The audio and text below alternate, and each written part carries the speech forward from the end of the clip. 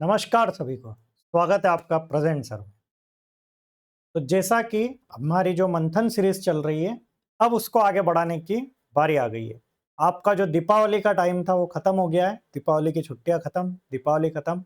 आज से अब हमको इनिशिएटिव लेना है कि आगे हमारी तैयारी को किस डायरेक्शन में लेकर जाए, क्योंकि बहुत जल्दी आपकी प्री बोर्ड एग्जाम्स आने वाली है। उसके फिर थोड़े टाइम बाद ही अब फिर एनुअल एग्जाम, मतलब आप मान लीजिए कि अब सर पे आपकी एनुअल एग्जाम नाचने लग गई है।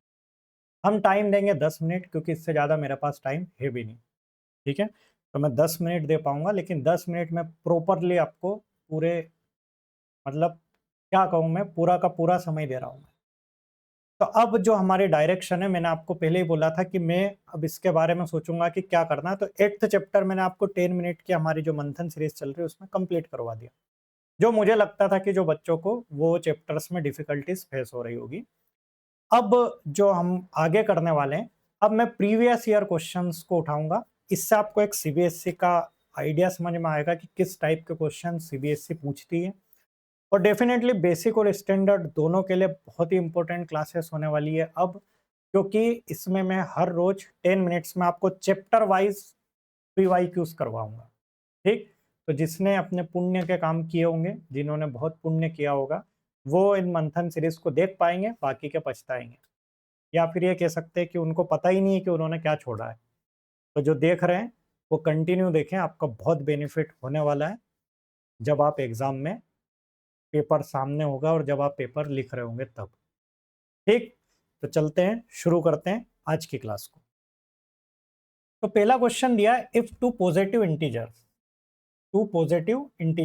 p and q can be expressed as p equals to 18 a square b की power 4 and q equals to 20 a cube b की power 2, where a and b are prime numbers, then LCM p and q is। हमको निकालना है इसका LCM, किसका? p और q का। अच्छा, p और q के बारे में कुछ बात बोली क्या? p क्या है? p हमको गिवन है। सबसे पहले आपका ध्यान गिवन की तरफ चले जाना चाहिए, क्योंकि एमसीक्यू है, लिखना तो है नहीं, बस मैं समझाने के लिए इतनी बात कर रहा हूं। तो सबसे पहला ध्यान किसमें? गिवन की तरफ। अच्छा, गिवन क्या दिया है? गिवन दिया है भैया हमको p की वैल्यू। p की वैल्यू क्या है? 18 a स्क्वायर b की पावर 4। ठीक है, इतना काम हो गया हमारा। एक और हमको क्या दिया है? q दिया है। q इक्वल टू 20 a की पावर 3 b का स्क्वायर। क्या इस 18 को मैं फैक्टराइज करके कुछ लिख सकता हूँ? तो सोचते हैं 18 को फैक्टराइज करके क्या लिख सकते हैं? 2 9 जा 18, 3 3 जा 9, 3 1 जा 3। मतलब मैं इसको लिख सकता हूँ 2 की पावर 1 इंटू 3 की पावर 2। यहाँ पर दिख रहा है हमको 3 की पावर 2 इंटू ए स्क्वायर बी की पावर 4। ठीक? अब इस 20 को भी फैक्टराइज कर सकते हैं। फिर 2 से किया इसको 10 टाइम्स, फिर 2 से किया 5 टाइम्स, 5 से किया 1 टाइम। तो 2 की पावर 2 इंटू 5 की पावर 1 इंटू ए की पावर 3 बी की पावर 2। अब याद करो, मैंने जब आपको एक पहला चैप्टर पढ़ाया था तब मैंने आपको एलसीएम एचसीएफ के बारे में समझाया था। एलसीएम क्या होता है? एलसीएम में आपको लेना है, अगर कोई कॉमन हो, अगर कोई टर्म्स आपकी कॉमन हो तो उसकी क्या लेना है? बड़ी पावर। ठीक? और इसके अलावा जो कॉमन नहीं है उन सभी को लेना है। ये बात आप ध्यान रखना। ठीक? कॉमन की सबसे बड़ी पावर और उसके अलावा जो भी बच गए उनको सभी को लेना है। ठीक? एचसीएफ क्या होता है? एचसीएफ में कॉमन की छोटी पावर लेना है,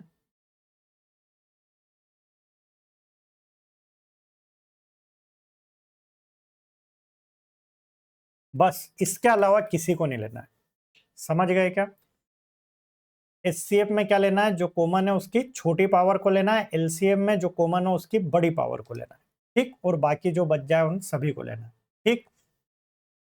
चलो अब देखो, देखो सिंपल सी बात है, अगर आप बड़ी पावर ले रहे हो तो जिसके पास बड़ी पावर है उसकी क्या, उसकी एक रिस्पॉन्सिबिलिटी ये बढ़ जाएगी कि उसको सभी को साथ में लेके चलना है, भले जिसके पास पावर हो या ना हो। ठीक? तो सभी को साथ में लेके चलना है।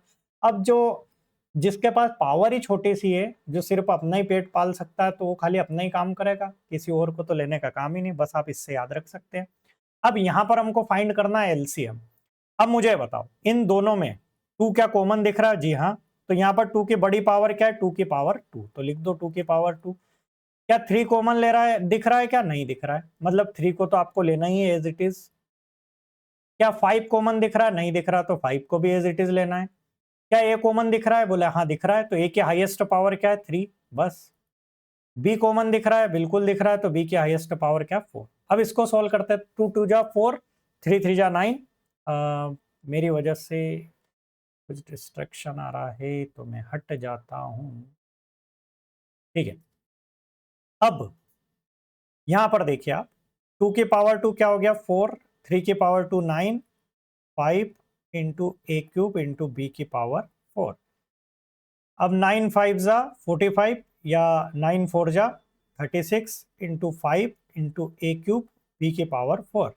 अगर आप देखेंगे तो ए के आंसर दिख रहा है यही, डायरेक्ट आप ए क्यूब बी की पावर 4 से भी लगा सकते थे। ठीक, फिर भी आपकी दिली इच्छा है मल्टीप्लाई करने की तो कर सकते हैं, इन दोनों का मल्टीप्लाई 180 आएगा। तो इस तरीके से पहला एमसीक्यू आपका होता है यहाँ पर कंप्लीट। चलते अगले एमसीक्यू पर या अगले क्वेश्चन पर। आपको ऐसा फील हो सकता है कि इतना सा क्वेश्चन और इतना टाइम, मैं आपको पूरे बेसिक के कॉन्सेप्ट क्लियर करवा रहा हूँ कि आपको सोचना कैसे है वहाँ, है ना, वो इंपॉर्टेंट है। चलिए अगला क्वेश्चन, जैसे जैसे क्वेश्चन बढ़ते जाएंगे क्योंकि पहला चैप्टर चल रहा है, तो पहले चैप्टर में आप शुरू के 2-3 क्वेश्चन में सारे कॉन्सेप्ट लगभग कवर हो जाएंगे। एचसीएफ दिया है आपको किसका? इन दोनों का। और कितना एचसीएफ आपका? 40। और एलसीएम दिया है इन दोनों का, कितना है? 252 इंटू के। देन द वैल्यू ऑफ के इज, के की वैल्यू हमको फाइंड करना है।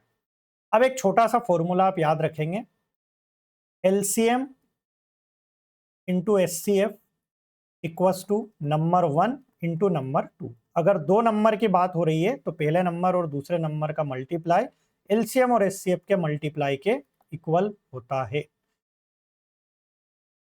ओ माय गॉड, लाइन अपनी नीचे चले गई, तो अब इसको खत्म कर देते हैं अपन और फिर से नई लाइन खींच यूं यूं और यूं।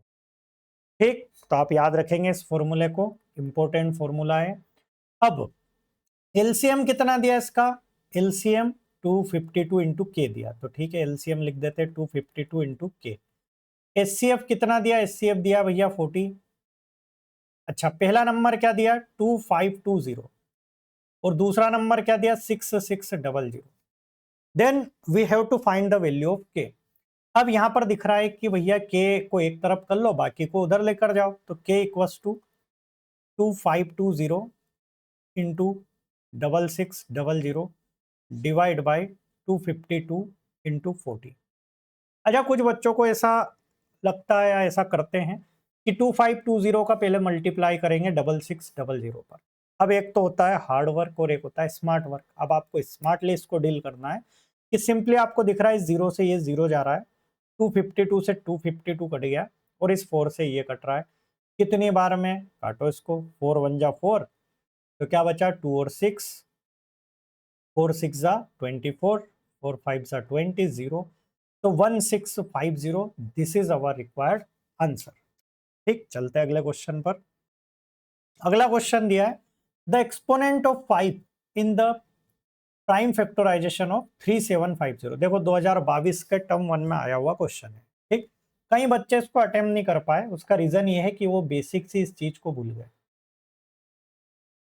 बेसिक चीज क्या? एक्सपोनेंट। और एक्सपोनेंट का मतलब होता है पावर। क्या होता है? पावर। मतलब सिंपल से आपसे इस क्वेश्चन में एक ही बात पूछी है, क्या 3750 को अगर आप फैक्टराइज करेंगे तो इसमें 5 की हाईएस्ट पावर क्या है? ठीक, एक ही रहेगी हाईएस्ट पावर, 5 के पावर क्या रहेगी, 5 कितनी बार आए। तो सिंपली आपको क्या करना है? 3750 को फैक्टराइज करना। अब कुछ बच्चों की मंशा रहती है, बोले सर हमने तो बचपन से सीखा है कि पहले 2 से करेंगे, तो भैया 2 से कर लो, किसी से भी कर लो आप, कोई फर्क नहीं पड़ेगा। तो 2 से करते इसको, 2 1 जा 2, 2 8 जा 16, तो 1875 ये आया। अब आपकी इच्छा हो कि 3 से करे तो 3 से कर लो। अब आपको ये 5 से होते हुए दिख रहा है, 5 से कर लो। फिर 5 से हो रहा है तो 5 से 25, फिर 5 से हो रहा है, 5 5 जा 25, फिर 5 से 1। अब यहाँ पर गिन लो किसकी पावर पूछी? 5 की, तो कितनी बार आ रहा है 5 यहाँ पर दिख रहा है आपको? 1 2 3 4, एक्सपोनेंट इसका क्या हो गया? 4। तो ये इसका आंसर है, B is the right answer. 10 minutes होते हैं अपने कंप्लीट। अब आप समझ गए होंगे कि कितनी इंपॉर्टेंट क्लास हमारी ये चल रही है। रेगुलर बेसिस पर आपको इसको देखना है, शेयर करना है। जितना आप अपने दोस्तों के साथ शेयर करेंगे, जितने जल्दी हमारे सब्सक्राइबर होंगे, उतने जल्दी हमारी साइंस की क्लासेस भी चालू हो जाएगी। ठीक, तो यहीं पर अलविदा करते हैं, मिलते हैं कल। जय हिंद, जय भारत।